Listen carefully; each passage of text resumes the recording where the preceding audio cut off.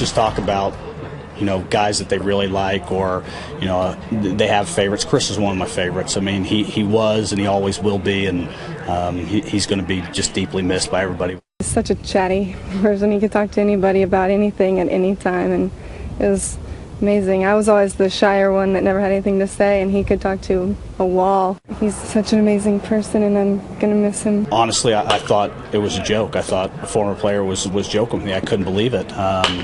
And when I called him back, I was in just absolute shock. I mean, I still am having a hard time wrapping my head around this. Coach and the girlfriend there. People across the world are still watching this case with horror.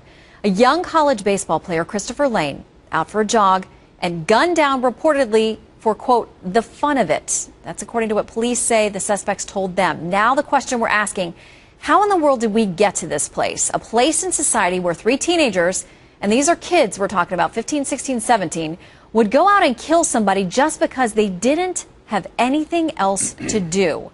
What drives the seeming disregard for human life? Here to discuss, we've got a panel today. Rabbi R.E.A. Sparrow, president of Caucus for America, Janet Morana, executive director of Priests for Life and host of the Eternal Word television network, and also Dr. Jeff Gardere, a child psychologist. Welcome to all of you. Thank you. Thank you. Doctor, I'll start with you because the psychology of this is so hard to understand. I don't even know where to start. Well, we're really talking here about antisocial, psychopathic behaviors. Look, they didn't just choose this person out of in a random way, which was horrible enough because they were bored. And believe me, there are many, many emotional factors here that we don't yet know about these young men. But what we're being told is one of them actually sang and danced as he was being brought into jail. So when we talk about the utter disregard for human life, how disgusting this is, and where we've gotten to in society, that we do have young people like this in some ways that are part of a culture where we have excluded them, where there are the issues in the world that lead to people not having opportunities, but they have to take personal responsibility, and their families have to look at what were going on with these young people that allowed them to turn into these monsters. Yeah, and some of the attorneys, one of the attorneys connected with the case talked about the fact that from what he knew of the situation, the kids really didn't have the involvement of parents. One of them, their mother may be in jail. The other said that the fathers weren't really the type of role model they needed, that they were playing violent video games and just basically running around unchecked.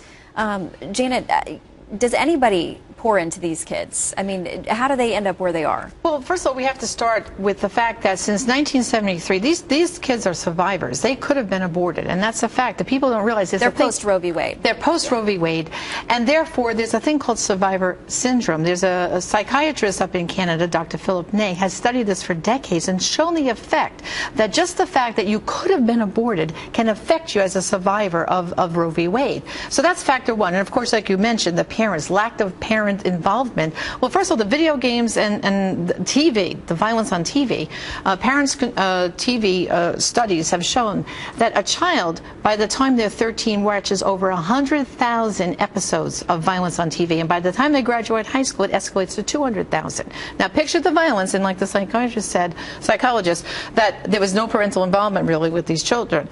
This all adds to it. They feel disconnected, and also to goals. You know, the young man that was tragically gunned down, he had goals. He was a scholarship. He had aspirations. What were their goals? What were their aspirations? And also, too, for the little bit of parent involvement there was, as a woman I have 3 daughters in their 30s, I've raised children myself, I never let my kids leave the house without asking, where are you going, who are you with, and what are you doing? You know, and nowadays, you know, parents should be doing a check right now to themselves.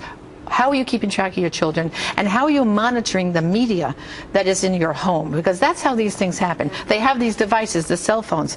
Are they watching pornography? What are your kids doing? Yeah, and parents really have to do a media check. You shouldn't be in computers locked in their bedroom. And parents use the video games and all this violence on TV as a way of keeping the kids quiet. Well, and Rabbi, do you think that all of these things have factored into the fact that life is not the special gift, is not valued the way that maybe it was generations ago? If you have video games that are so realistic, you can pretend to kill people all day, all night, if you want to, on your video games, and maybe be dulled to the extent that a real kill is now the only thing that would get you out of this funk that you're in. That's absolutely correct regarding this specific instance, but there's even more involved. That has to do with our culture.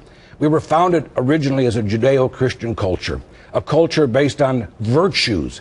We taught our children virtues, what is life and what is honesty, what is responsibility. And instead, we've evolved into a culture of entitlement, of indulgence. We're here, many people believe, just to gratify people. And therefore, it is not a virtuous society as it has been. So it's one where people want to have fun, and they don't realize that what they're doing is drastic to life. They don't appreciate it. They're not taught that in the schools.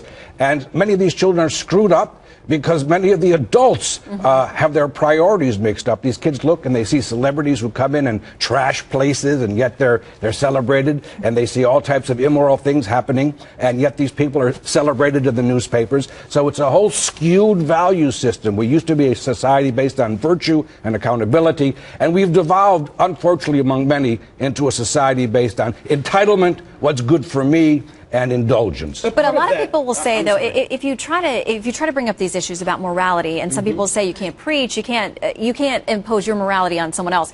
But are there some moral absolutes that we can agree? I.e., killing people are not okay. Killing is one thing. I mean, but the greatest moral value is learning to love yourself. And what I see with young people like these boys who allegedly did this, they don't get love in the home. We talked about the parents having their own issues, and those parents perhaps were not loved. So if you don't love yourself, if you don't value life, you're not going to value someone else's life. And we saw some social media that's allegedly linked to one of these suspects where he's saying, come get me, I don't care, I'm not afraid to die. The greatest moral value is not loving yourself. The greatest moral value is to treat other people with dignity and to know of the sanctity of life and how life is sacred and how one should live with virtue and civility and provide to others dignity. It's not simply to love yourself. Well, that's one of the problems. I think Rabbi was saying the same thing. I think if you do love yourself, you love life, you respect others, and you want to treat others the way that you're respected. Well, it really comes down to love your neighbor as yourself. Which is a good place to end, because that's good advice for all of us. Perfect place.